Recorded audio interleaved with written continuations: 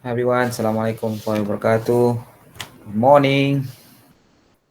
Hello, the Salam, morning doctor. yes, And the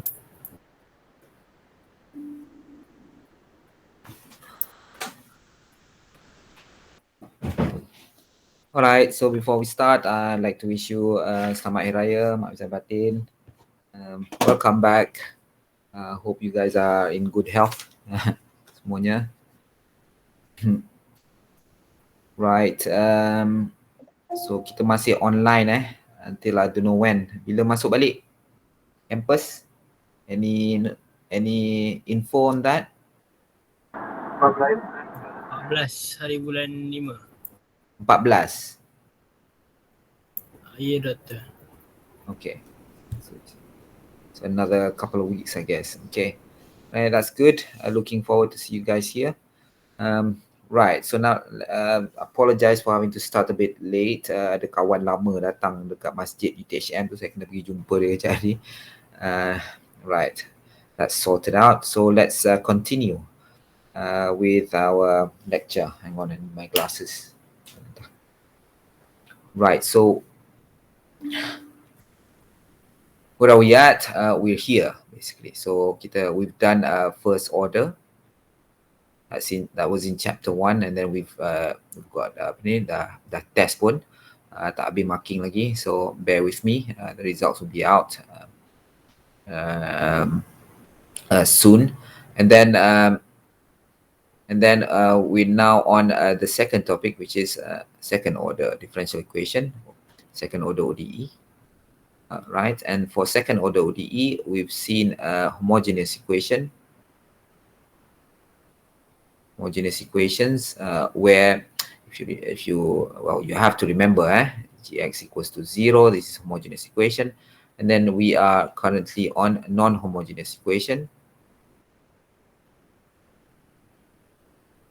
Non-homogeneous equations. So this is when g of x is not equal to 0, and then there are two methods of solving this type of equation. The first one is the one that we've done before this, the method of undetermined coefficient. Determine coefficients. Right, and then the current one we're looking at is a method of variations of parameters. So what we're going to be looking at today, variations of parameters. All right, so let's just roll back a bit and see what is the previous method that we've discussed before. Okay, so method of undetermined coefficient is used when the g of x, our g of x, is one of the following functions. It could be an exponential function, it could be a sine function or cosine function, and it could be a polynomial function like this. So what we basically do is the main form of solution is y.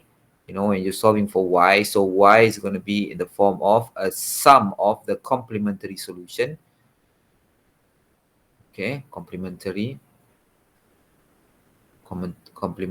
solution plus a particular solution.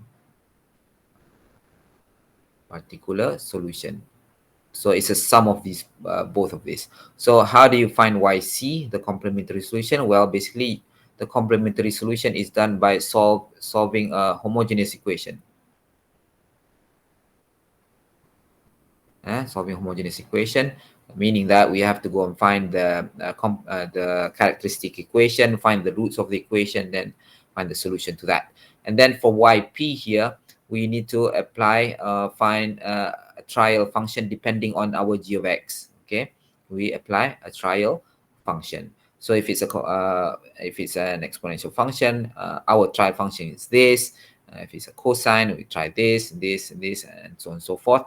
And then we have to make sure that our trial function is not in the same form as our complementary solution. So remember, so if you look at the example that we've discussed before, you will see this, an example. There's a specific example for that. And then we went on and did a few, worked out example here. And of course, you've done your exercises, hopefully lah. All right. So what we're going to do today is we're going to look at the second method for solving second order non-homogeneous equation, which is called the variation of parameters. All right. So this method is used when our g of x, okay, when our g of x, so if we have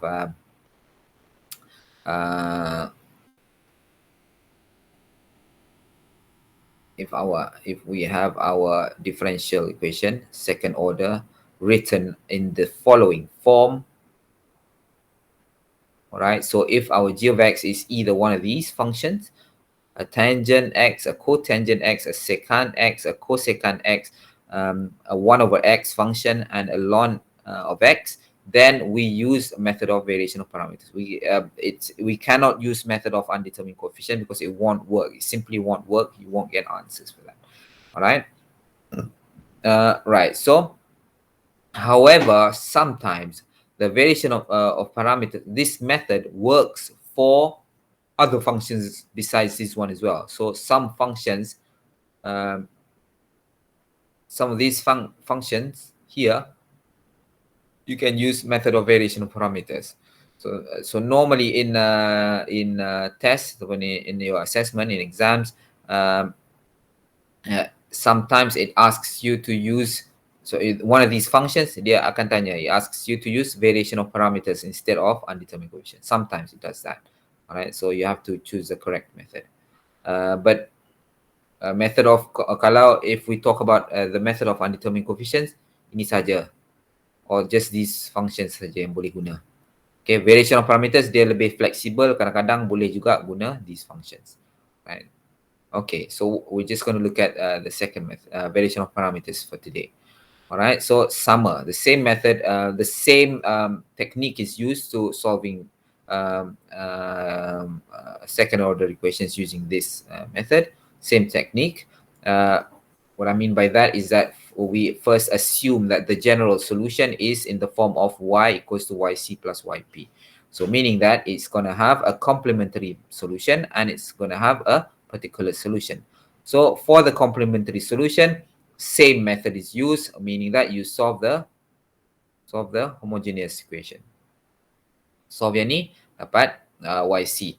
Okay, so assume that the function g of x is equal to 0 lah. Okay, assume yang ni, solve the homogeneous part, and then you will get yc.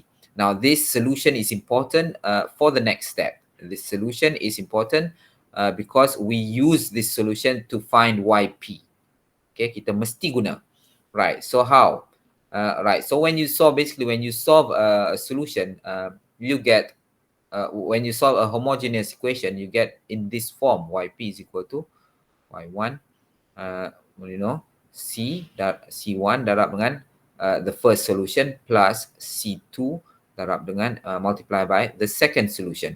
Alright, because when you solve homogeneous equation, normally your answer will be in this form, C1 times e to the power of r, depending on the root of the auxiliary equation, right? You get this plus C2 r2 times x. This is if the root is real and unequal. Okay, if it's real and equal, then our solution is C1 times x plus C2 times x times. Okay, this is if the root is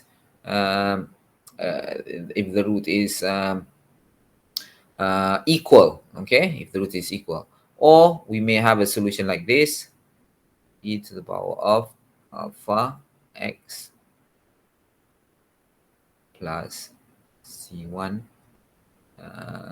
cosine beta x plus C2 sine beta x, like this. So ataupun or C1 times x cosine x plus C2 times sine beta x. So this is if the root is a complex root. The root of the auxiliary equation is complex root, then we get this type of solution. So basically the form is that you have a constant multiplied by one of the solution plus another constant multiplied by another solution. So you can basically write it in this form: C1 times Y1 plus C2 times Y2, where Y1 and Y2 refers to the solutions here. All right, so now YC can be written into this form. From this form, you identify what is Y1 and what is Y2. Identify it. Okay, write it down, and then you're gonna have to find. You have to find. So basically, you write here Y1, whatever function it is, and then Y2, whatever function it is, and then you have to go on and find the derivative, the first order derivative of Y1 and Y2 is what you need to do. So that's why I said you need to know. You need to use the complementary solution to find the particular solution. All right.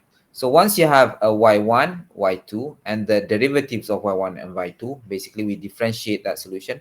That enables us to find the particular solution yp, which is obtained by substituting these values into this general expression.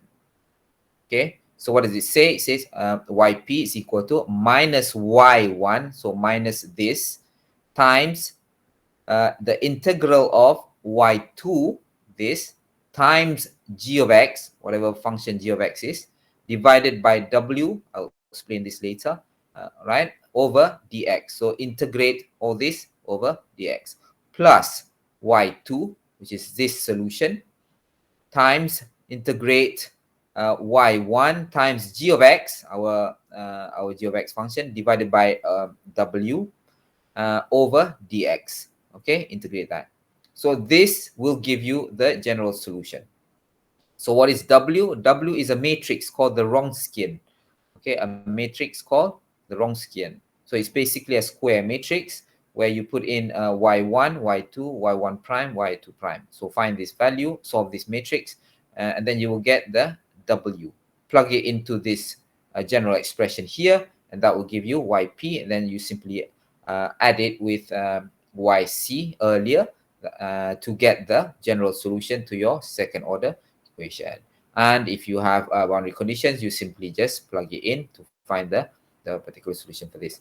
All right, so that is basically how you solve second order linear differential equations using a method of variation of parameters, right? So now let's go ahead and try and solve a problem.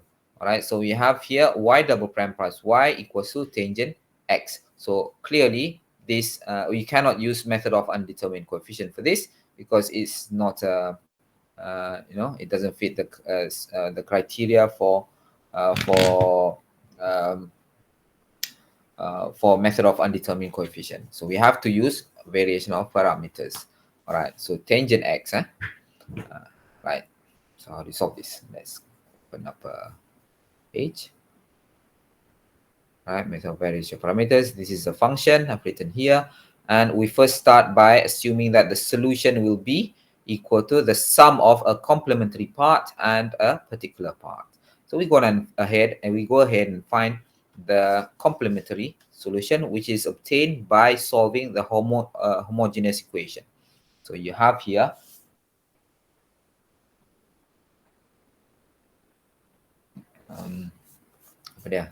so y double prime plus y equals 0. So first of all, what would be the characteristic equation?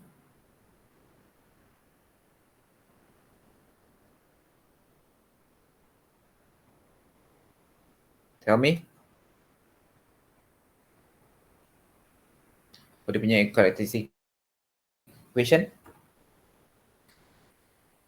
R square plus R. Jawab betul. R square plus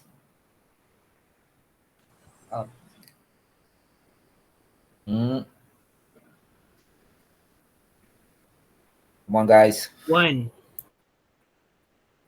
1. Hati-hati this is not a derivative, it's just simply a y. Kalau dia first order derivative baru plus r. So in this case plus 1. Alright, so therefore we have here tahu kan yang jawab tadi tu? Yang cakap r square plus r tu, tahu ke tak? Faham. Okay. So r square equals to minus 1 lah kot. Macam ni lah which means that r is equal to the square root of minus 1 lah which is a complex root lah ni. Okay. Complex root tapi senang je yang ni because we know straight away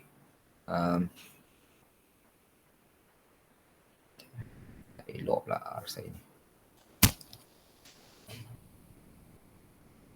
So this is basically r is equal to tak ada apa lah ni kan, 0 plus minus imaginary number times 1 equal to 1. So therefore alpha is equal to 0 and our beta is equal to 1. Okay, and so the solution for complex root is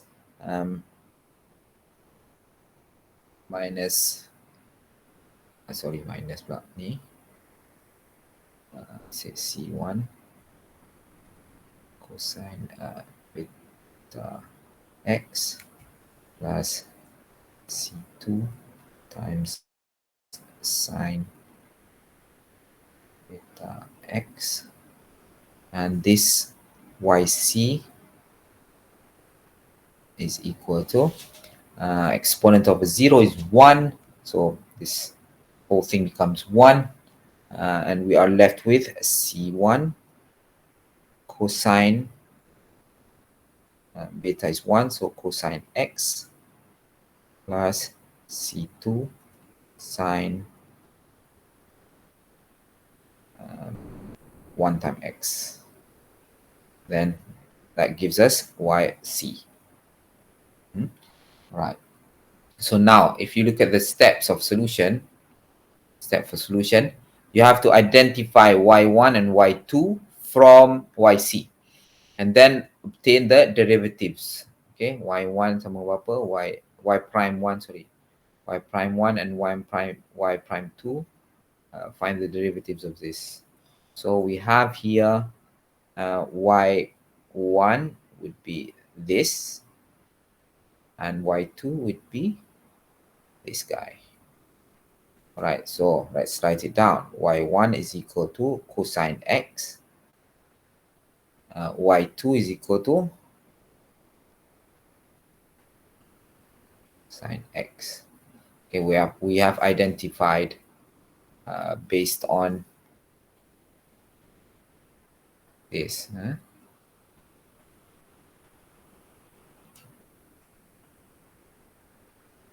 Okay, and then we go on and find the derivative of this. So what's y prime 1?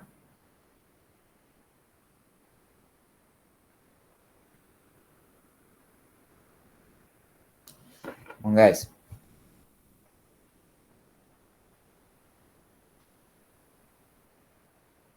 Bezakan cos x apa?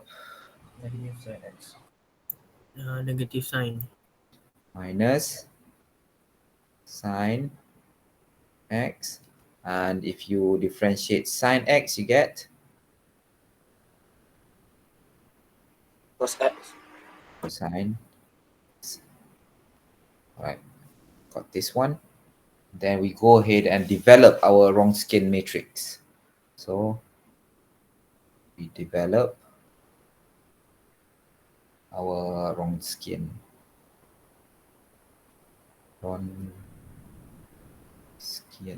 ni kot eja dia. So this Wronskian is given by a square matrix y1, y2, y1 prime, y1 2 prime. This square matrix is darab silang, okay, cross multiply. So y1 is multiplied by y2 prime, and then minus y2 multiplied by y1 prime. And therefore, we have here y1, which is cosine x,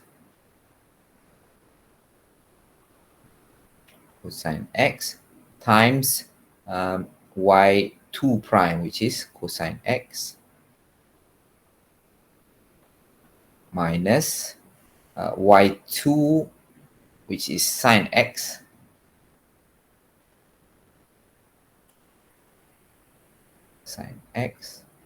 times y1 is minus sine x. So I just put a plus here, sine x. So this becomes cosine square x plus sine square x. Cosine square x plus sine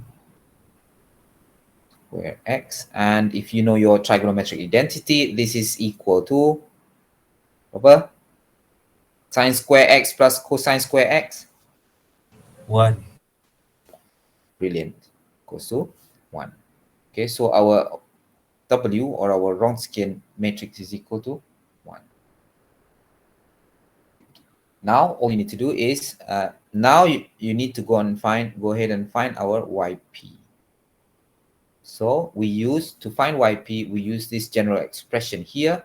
This will be given to you as a supplementary in your exams and tests. Okay, so YP is obtained by plugging in the values into a general expression given by minus Y1 times this component here, which is Y2. Okay, it's given by Y2 times G of X over the Wronskian,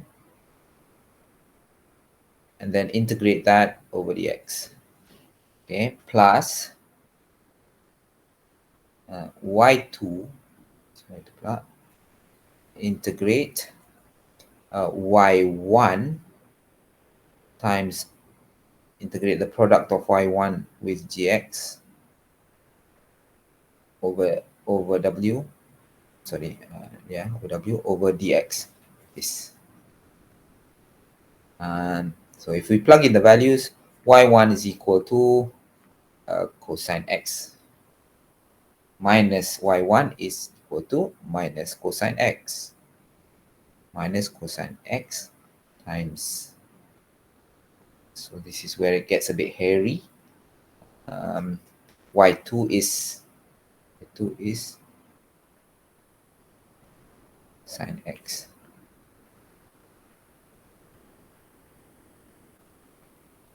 Sine X times G of X is tangent X.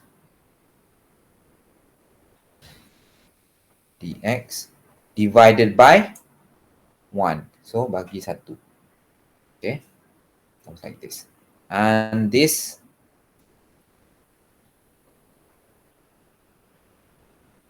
saya kena rapatkan sikit lah kat sini. Sekejap I'm just going to rewrite this whole thing again.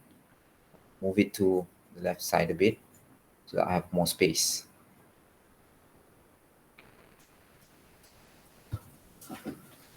So this is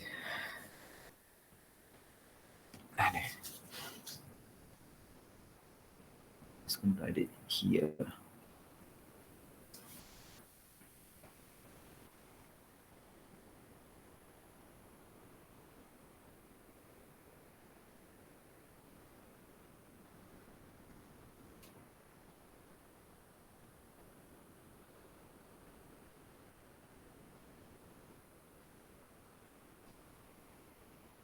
So minus, sorry guys, taking a bit a bit of time. Sine x times tangent x over 1 dx plus, okay, now y2 is sine x multiplied by, this is cosine x, cos x, multiplied by g of x, which is tangent x. Then you have to integrate that over the x, right? So this, so the rest is just basically it's trigonometry lah. No? So sine x times, so tangent is sine over cosine, and therefore we have sine square x, because this is sine over cosine, so this becomes sine square x over cosine x, cos x, ini, plus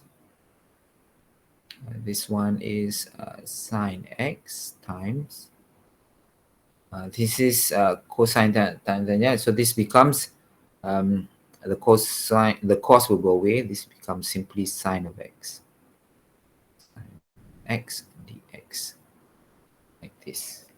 So yeah, ini.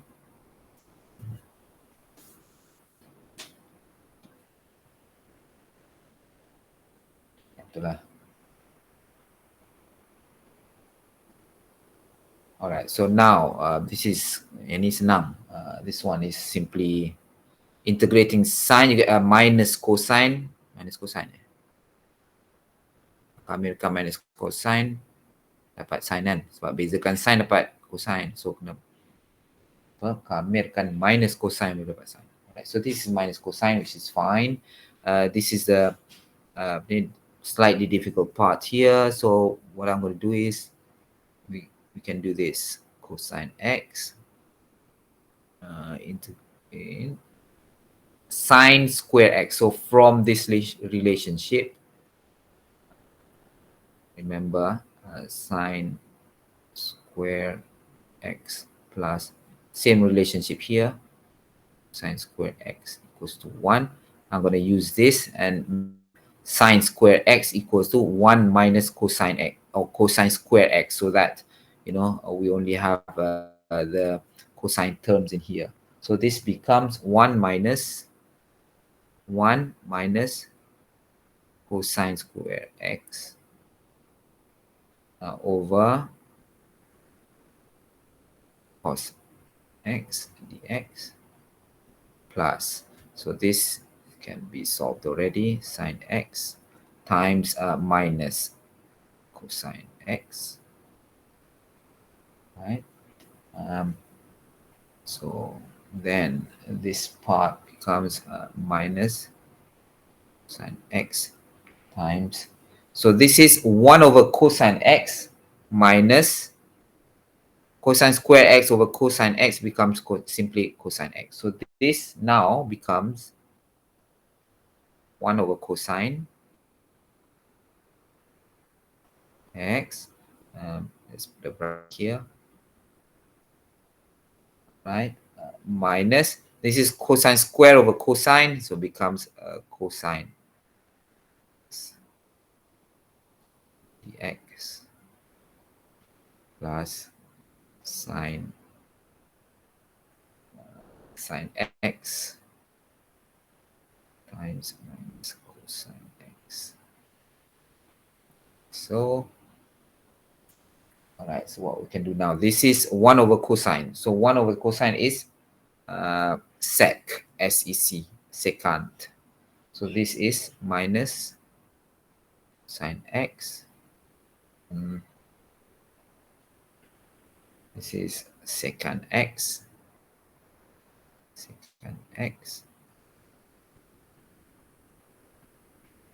cosine x dx plus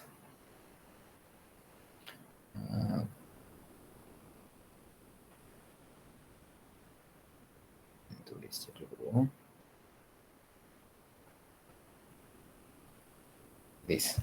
All right, so now for this, we need to have another identity. Okay, to have another identity here. Let me just write it on. So these are also given to you. This trigonometric identity is also given to you. So basically, we have if you integrate secant x,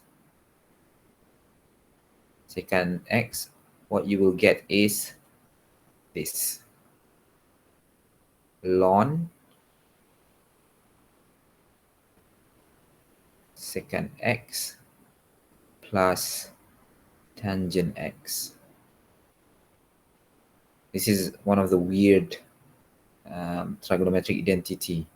Okay, someone we always, one of the weirdest and the ln function. All right, so we continue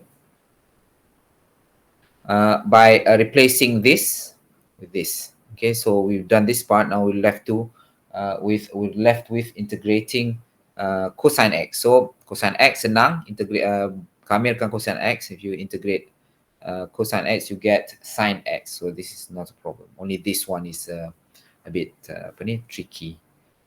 But you will always have your what do you call that, the formulas with you in the exam, so it shouldn't be a problem. So this now becomes minus cosine x. Minus cosine x times darablah dengan yang ni, times ln, okay, ln secant x plus tangent x, and then belum habis lagi, belum tutup dengan lagi ni dulu, yes ni, and then minus cosine jadi sine. Okay, integrate cosine, you get sine x, and then minus sine cosine. Okay, minus sine x cosine x, minus sine x times cosine x. Ini ya, this part. And then we go and expand this. So you have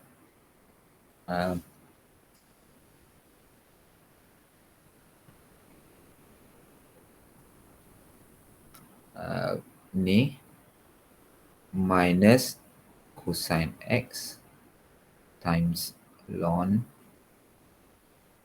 secant x plus tangent x plus sine x cosine x ni, and then minus sine x cosine x. So therefore this will go away. You're only left with this first term here.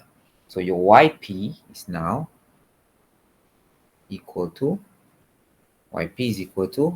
minus cos x times the ln of secant x plus tangent x. So this is yp, right? And therefore we go on and rewrite the whole solution. So y is equal to yc plus yp. Therefore y is equal to, our yc earlier is c1 cosine x plus c2 sine x, c1 cosine x plus c2 sine x minus cosine x ln secant x plus tangent x. All right, so this is our general solution.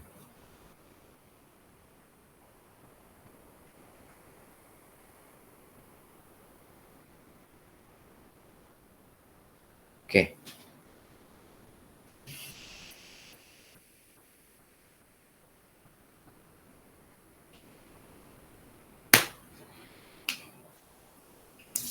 Questions?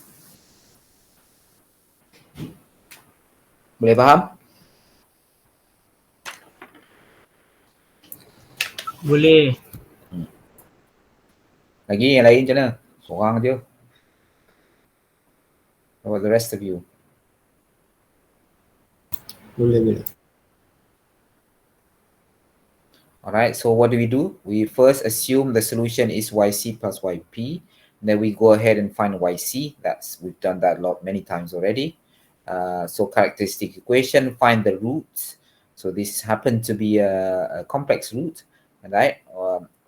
Get the solution and then identify from the complementary solution the y1 and y2. Okay, the solutions. And then we go ahead and find the derivative, first order derivative of that solution here. So we differentiate the solutions, y1 and y2, to give us y1 prime and y2 prime. Once you have that, you develop the Wronskian matrix and find its value. So in this case, the value of the Wronskian matrix is 1. All right, and then we go ahead and find yp. Yp is expressed, yp is given by this expression here. So we substitute the value and carry out the integrations. So this is a trigonometric function, basically. So mainly a trigonometric function. So we need to be clever in using our trigonometric identities to obtain a simplified solution. So that's basically what we've done here. Then once you found yp, go ahead and sum it up, with our earlier yc, and then simplify the solution. Right, so right. Kalau siapa nak tulis lagi, I give you a few seconds to take a look at what we've done.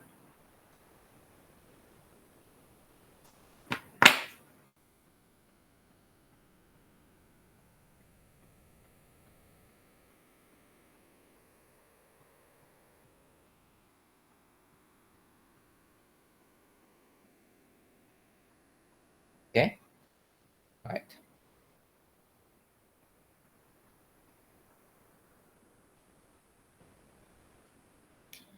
Okay, so let's look at another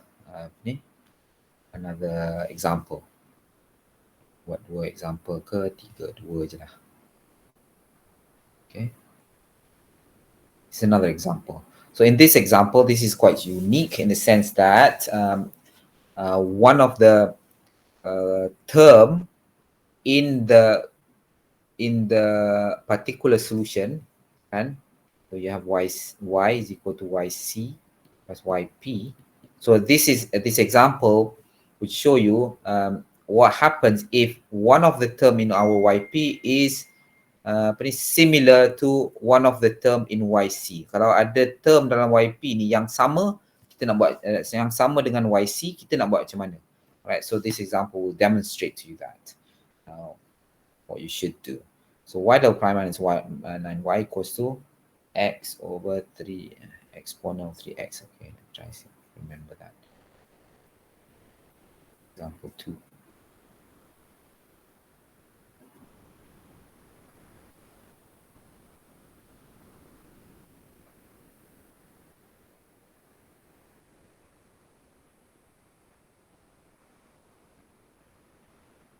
Variation of parameters. This handphone kelakar ni. Right, so y double prime minus 9y equals to x over exponent of 3x.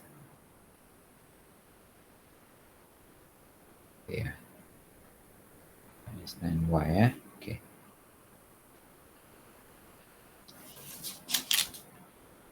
So let's go ahead and solve this question.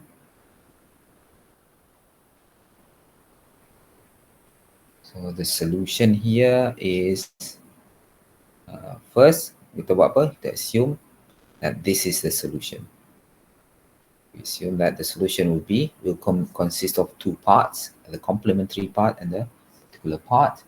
And here we identify that our g of x,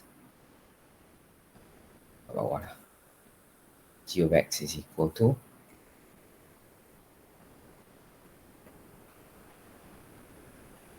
x over exponent of 3x. So in this case, although it's an exponential function, we might be tempted to use method of undetermined coefficient.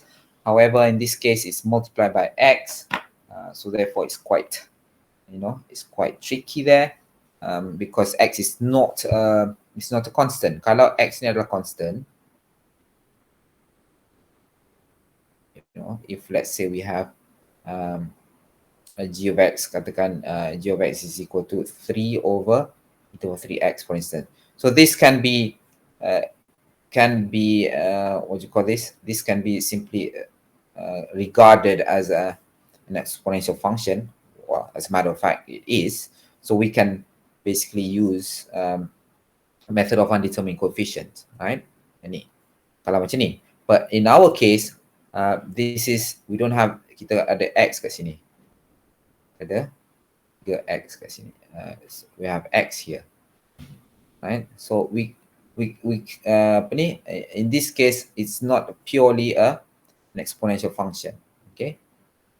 Right? It's an exponential function multiplied by x. So it's quite tricky if we want to use method of undetermined coefficient. So therefore, we resort to using method of variation of parameters. All right. Ini. Silap. Tadi. Right. G of x is equal to this. We first find yc as usual. Yc. This is done by finding the characteristic equation.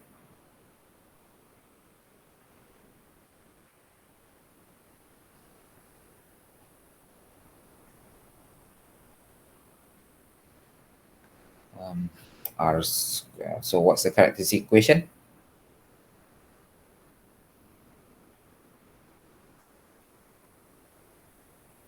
Apa?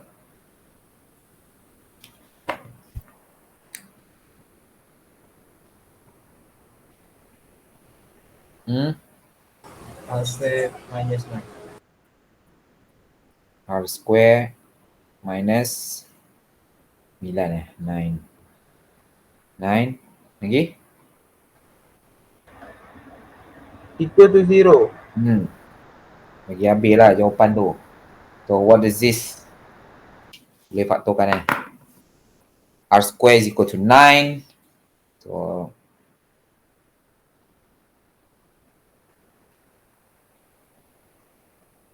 apa?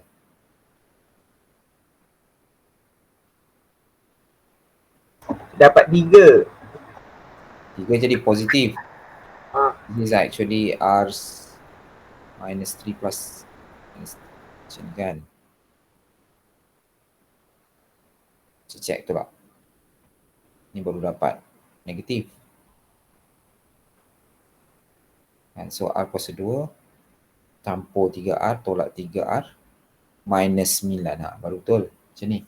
So therefore R1 is equal to ni 3 and R2 is equal to minus 3 here.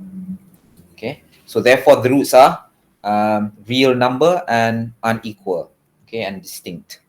Right, so the solution for this is C1 times R1x plus C2 of R2x. And so therefore our YC complementary solution is C1 times exponent of 3x plus C2 exponent of minus 3x. All right, so from here we identify y1 and y2, and then we go ahead and find the derivative of those solutions, right? So y1 is equal to exponent of 3x. Y2 is equal to exponent of minus 3x.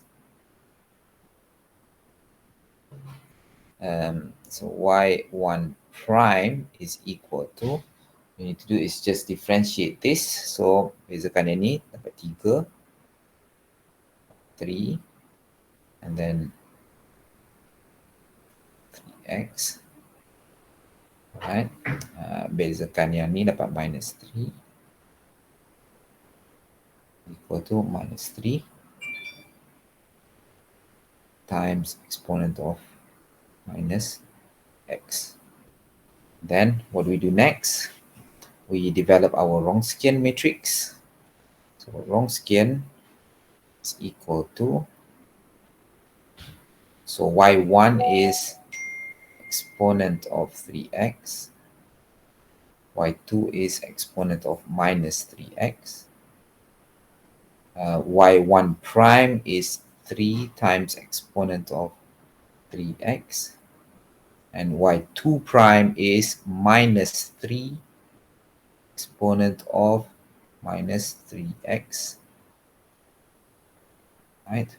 And this is equal to, you just darab silang, so this times this plus this time minus this times this, so exponent of 3x times minus 3 times exponent of minus 3x minus this times this, so exponent of minus 3x times 3 times exponent of 3x. Right, and then we go on and simplify this. So now what? This one. So this is minus 3 times, so exponents of 3x times exponent of minus 3x. So it's 3x minus 3x is 0.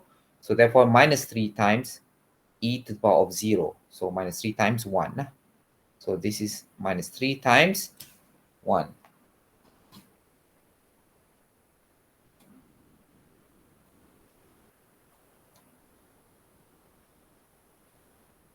Okay. And ni pula for this one minus 3 times, this is exponent of 3x times exponent of minus 3x. So 3x tolak 3x becomes 0. So 3 times exponent of 0 is 3 times 1. So therefore we have minus 3.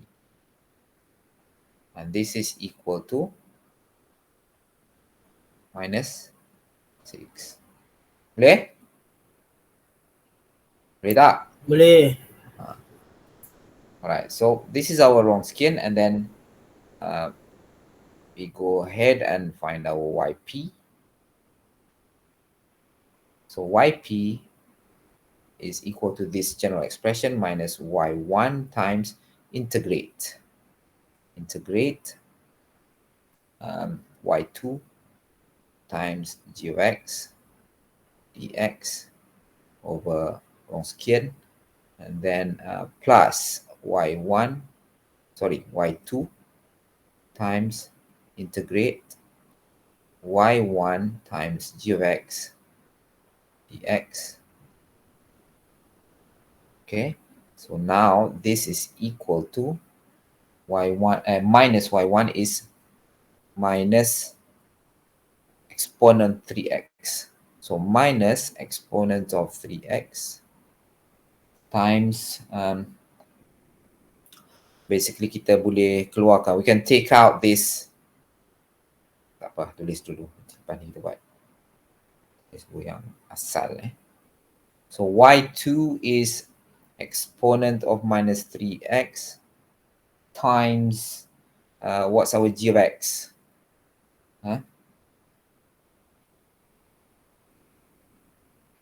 X over E3X. Okay, x over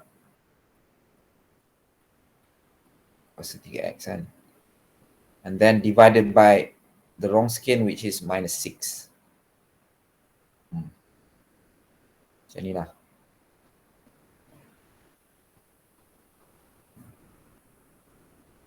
Okay. Then plus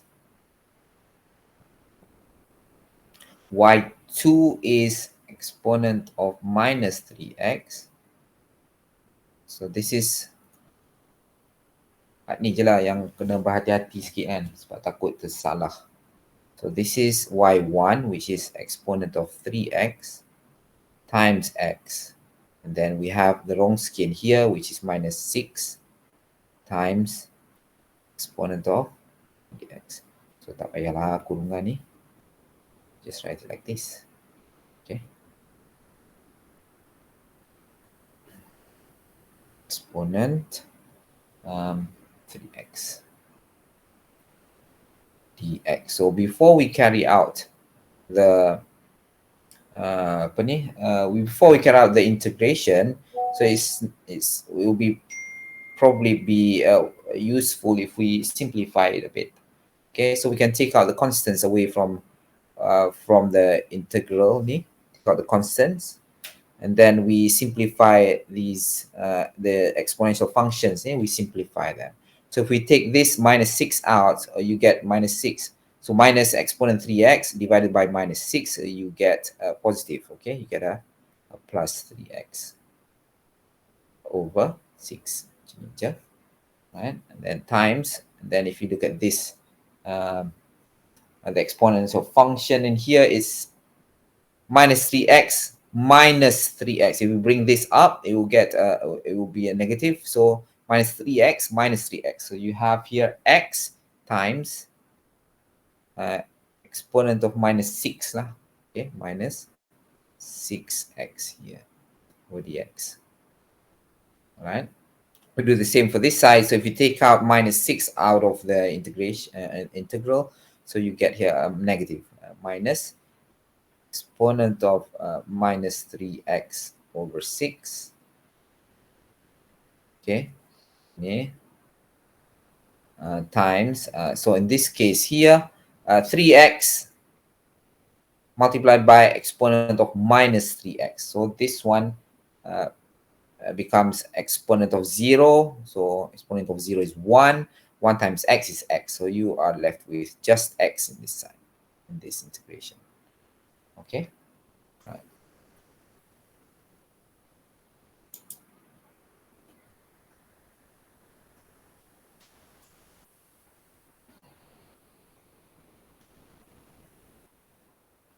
All right. So now to carry out this, you have to integrate banyak kali sikit. It's quite a lengthy one. So you can do a product rule or integration by parts. Okay, which will result in this. So exponent of 3x over 6. This one becomes first, integrate yang dalam dulu. So this is 1 over 6 times x times exponent of minus 6x. This, then this becomes 1 over 36 times exponent of minus 6x. Okay, so I would like to advise you to find how you integrate this.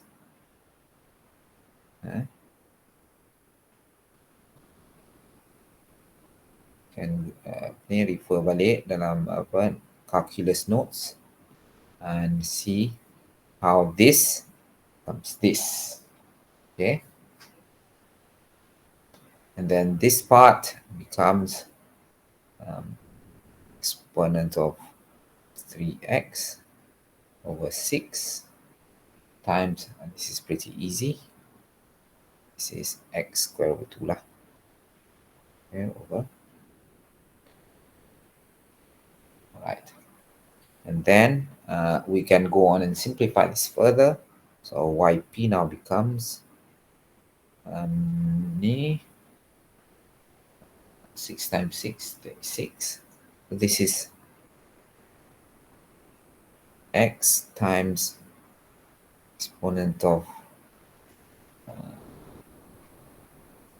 so this is 3x, this is minus 6x, so this will become minus 3x over 6 times 6 is 36, so over 36 here, and then minus, this one becomes 6 times 36. What's 6 times 36, guys?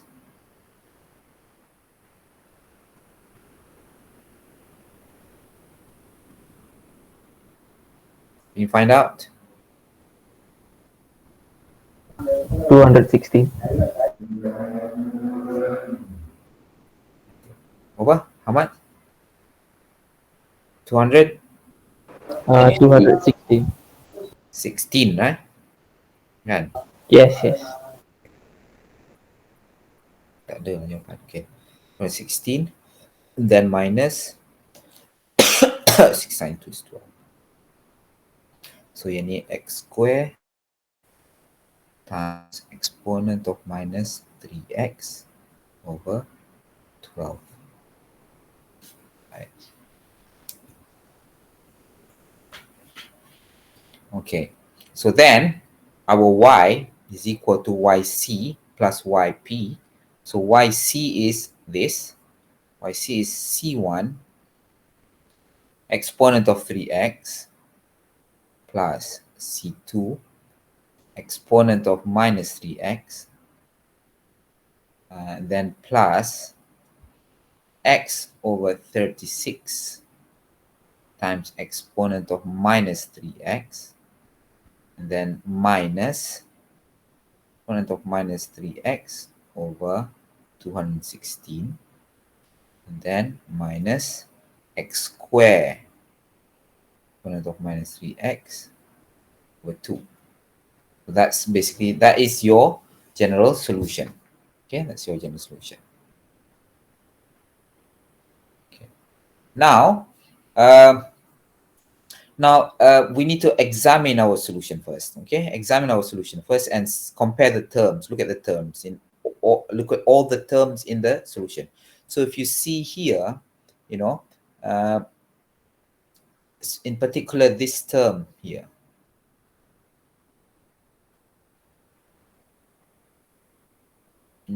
this term and this term.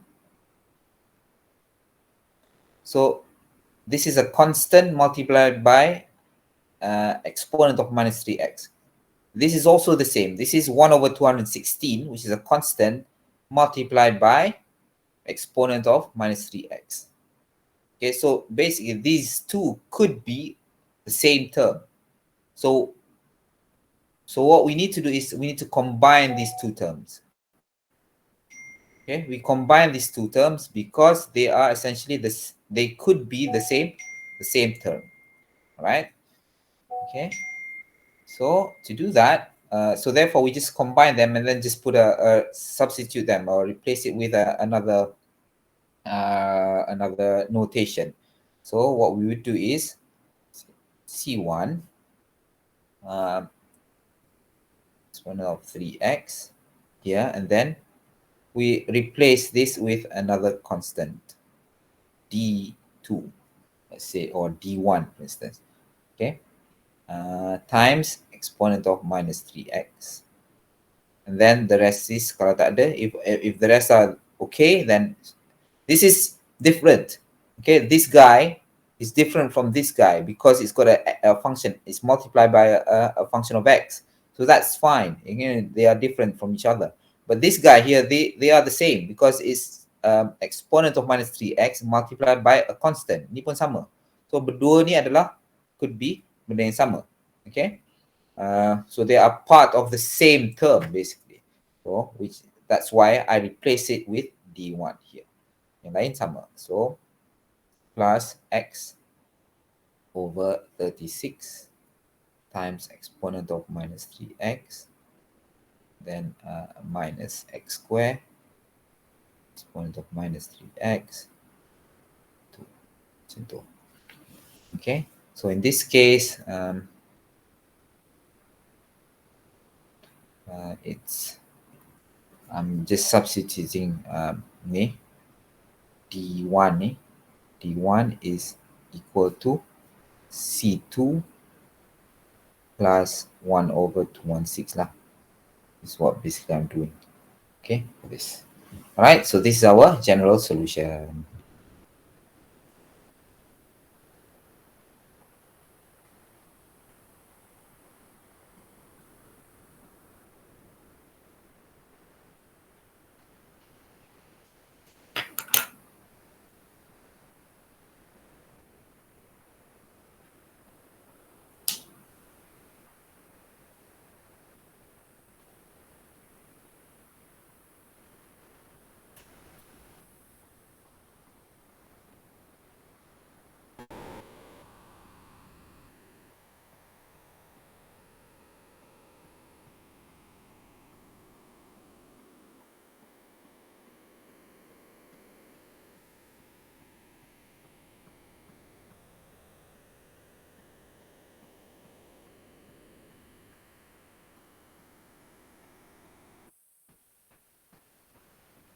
Okay.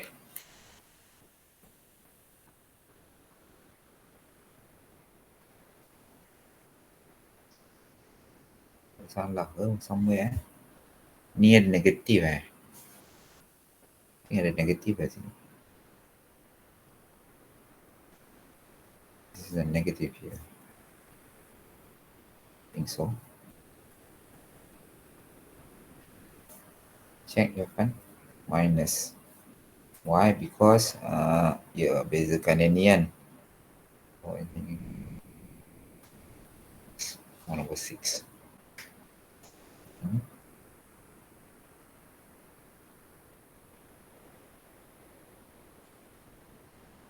Well, kat sini.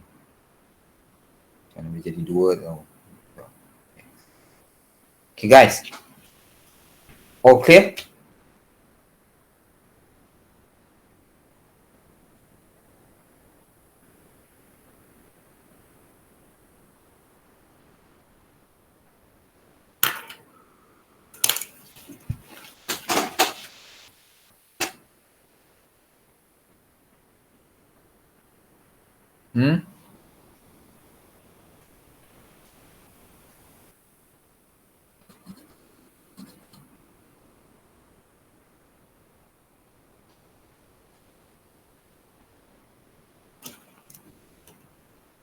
Everyone okay?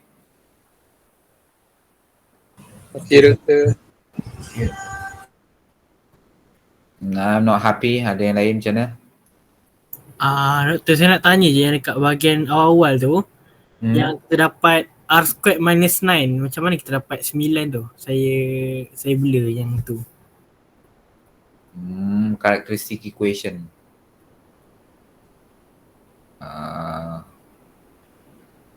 Mana? Ni.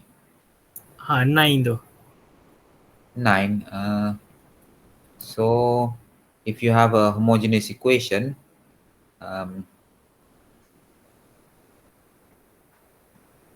like so, macam mana kita nak develop characteristic equation for this? So this is R square, okay, minus ini, well, this is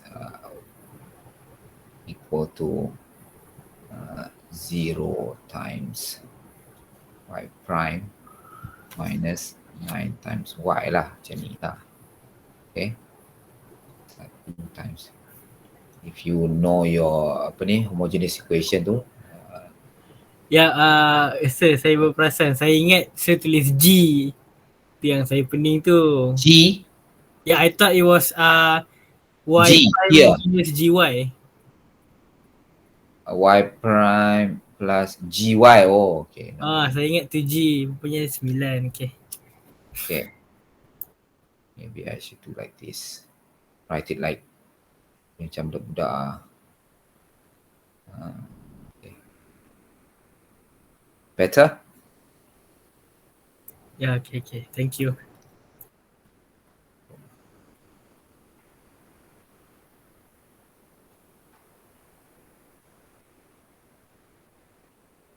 Okay, yang lain semua ni. So basically step dia, the step is fairly straightforward and not that difficult. Okay, the only challenge is that you have to deal with the integration of various functions. So in this particular example, we are integrating exponential functions, right? Whereas in the previous example, we are we are dealing with integration of trigonometric functions. But that's just about it. Dua tu je yang susah pun. Apa ni yang kena integrate. So if you're okay with your trigonometric functions integration and integration of exponential function, that it shouldn't be a problem. Alright. So we're gonna take a, let's say, 3 minutes break sekejap. Minum air ke apa ke. Then we continue with the next next section. So dah settle. We have done this. Dah. We've done this, and then we're gonna look at some applications. Okay. Applications of second order. Kalau first order applications dia, kita tengok population growth kan. So for second order, we're going to look at mechanical motions. Second order ODE. Okay, we're going to look at mechanical motions. So, guna dia kat mana mechanical motions? Pergerakan mechanical lah. In particular, we're going to look at oscillations. Okay, oscillations and vibrations. So itu aplikasi, one of the application. There are other applications, of course, for second order equations.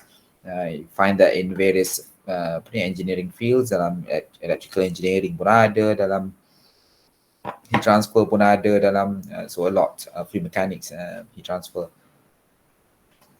Semua ada second order differential equations ni ada.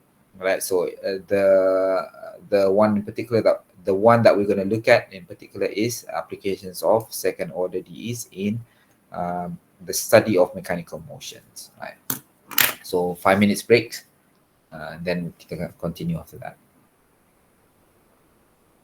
So I'm just going to introduce to you applications. Maybe we won't be able to cover everything in this half an hour, but I'm just hopefully I'll just introduce to you some concepts. Okay. Right.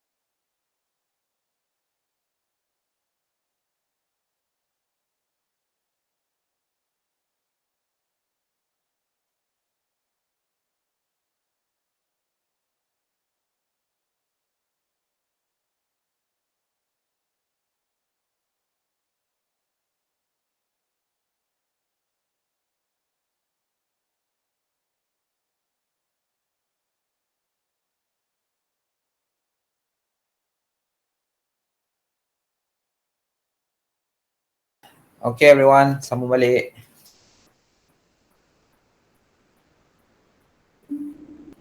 All right, so try and do this as your exercise. I believe it's part of your individual assignment as well. So go ahead and do this. In this case, you will notice that rather than have our independent variable to be x, in this case, it's the independent variable is t. So you need to get used to different denotations of dependent and independent variables. For instance, I might also do have a question like this, for instance.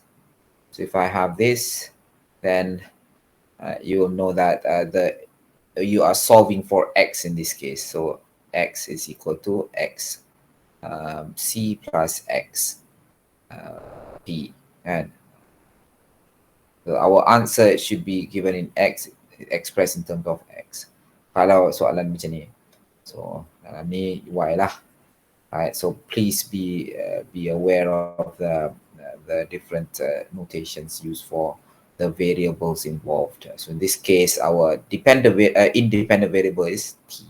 So that's why our answer here expressed in terms of t. Okay, right.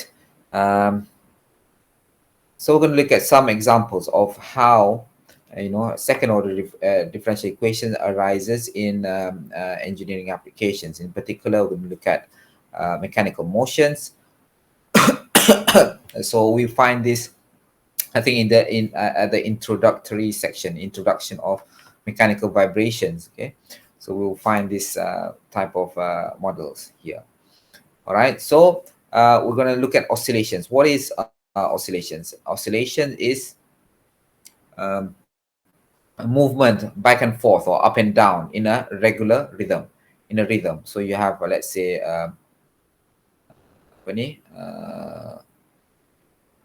mass here, okay, which is moving upwards and downwards at in a rhythmic motion. So dia bergerak atas dan bawah, kan. So between these two reference points, okay, ni reference line. So if it goes up and down vertically between A and B, for instance, so that means it's oscillating. Okay, another description or definition is a regular variation in magnitude or position about a central point. So this, if we say that this is a central point here, all right, and then you have a variation of magnitude or position. So this position, the position of this ball here, it changes from this central point to this point here, h, and this point here, minus h, for instance. So that's oscillation. Okay, that's oscillation. So there are two types of oscillations. So the first one is free oscillation, and the second one is forced oscillation.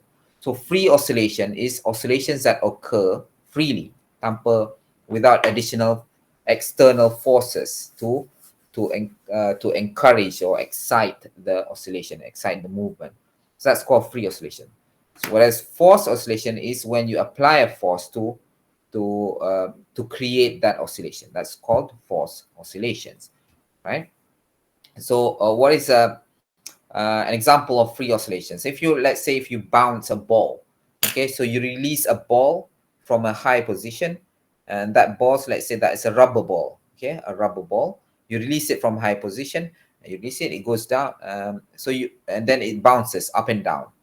So if there is no friction in the air, for instance, then the bouncing will be continuous. It doesn't stop. Kalau tak ada rintangan udara tu, dia akan keep on bouncing. Okay. So that you, in this case, you are not we're not holding the ball and force the movement. We release the ball, and then the movement is done on its own. So that's called free oscillation. But we are also we can also hold the ball and force the ball to move up and down. So that is forced oscillation. Okay, it's force oscillation.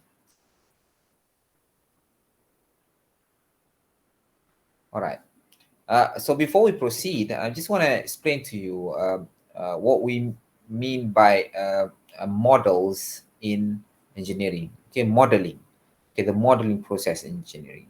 So when you have a system, you want to be able to predict the behavior of a system, whatever system it is.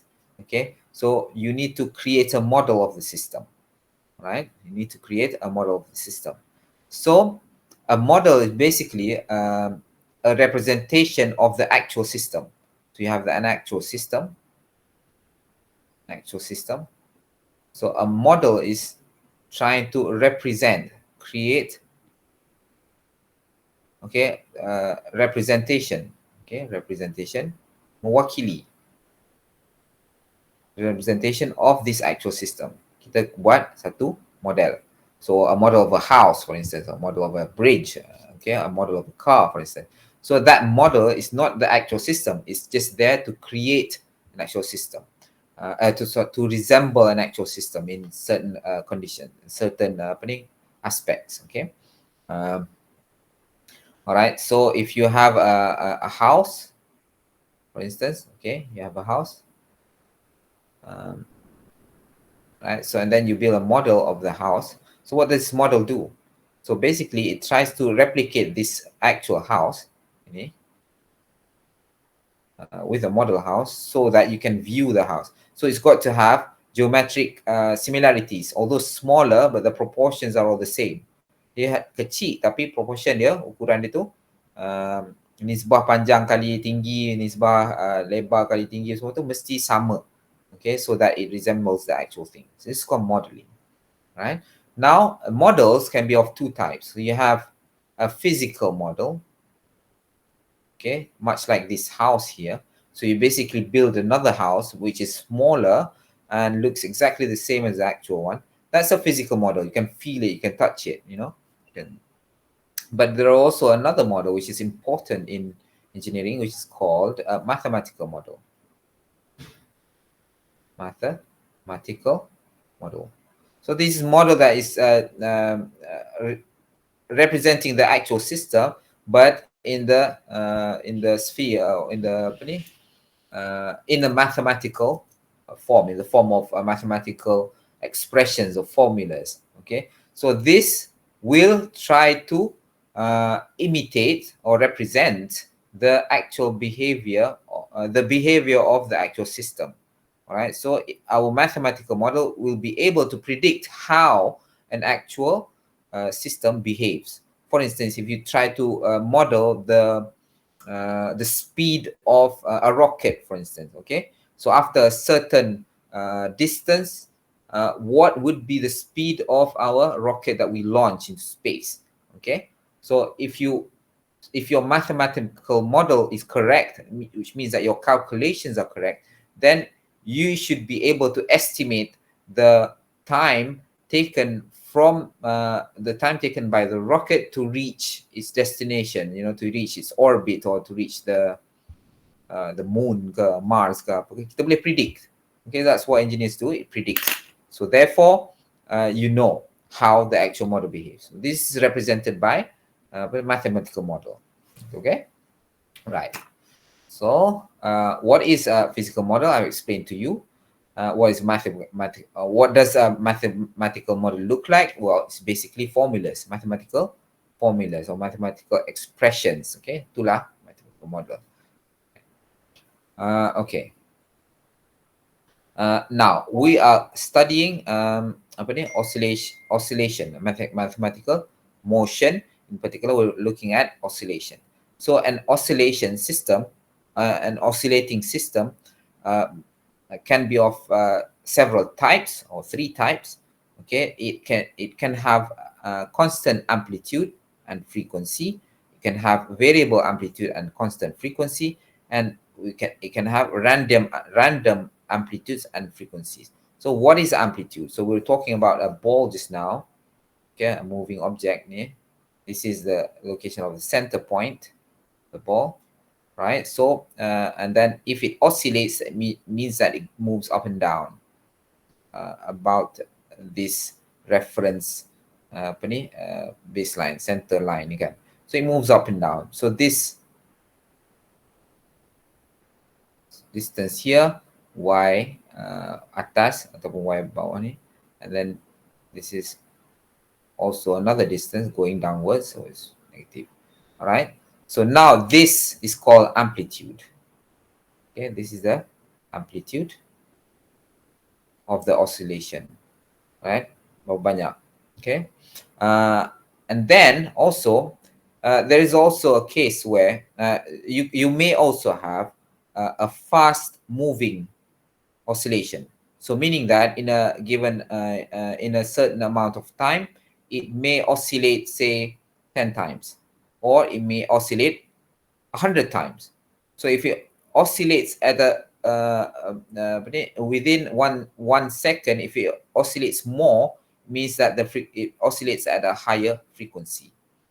If within it oscillates only once, it's small, then the frequency is small. So we talk about amplitude as well as frequency. Kekerapan. You know, okay, katakan 10 saat, katakan dia bergerak laju, oscillation is fast, then it's high frequency. Kalau dia bergerak perlahan, slow je, so the frequency is low. So there are two aspects of an oscillation that people look at, is amplitude, how much it sways, how far it sways, it oscillates, and also frequency. So you may have cases where you have constant amplitude and constant frequency. You have a variable amplitude but constant frequency, or you may have totally random amplitudes and frequency. And I have an example here. So if you look here, this is a case where you have oscillation, frequency, yeah, first oscillation, up, down, back to its original position, up, down, back to original position, up, down, back to original position. So this time period should be here. Time taken for one oscillation, time taken for two oscillation, time taken for three oscillation. They're all the same. So basically they have constant frequency. And if you measure the amplitude, okay, from here to here, the distance is always constant. Okay, sama saja amplitude dia, so therefore it has constant amplitude and constant frequency. You may have variable amplitude, but within the same frequency range. So if you look here, the frequency is the same. The time interval for every oscillation is basically the same. However, the amplitude is different. So in this case, the amplitude is small, yang ni besar, yang ni tinggi, ni rendah pula, and so on. So the amplitude is not the same. And you may also have totally random behavior like so. Ini tak boleh nak predict dia punya frequency and amplitude. We are interested in looking at this one, constant amplitude and frequency, or probably this one, variable amplitude, but it's a constant frequency. All right, so we're going to look at that one. And in order for us to study this, we look to study oscillations. We adopt a system, okay, a system which we can model. Okay, so in this case, we are going to adopt a simple mass spring system, or a mass spring system, bukan simple lah, mass spring system, to imitate a oscillating movement. Right, so that's what we're gonna be looking at next week lah, next week in our next class. Okay, so for today's class, I'll stop here. Before you leave, I'm gonna share with you, I think,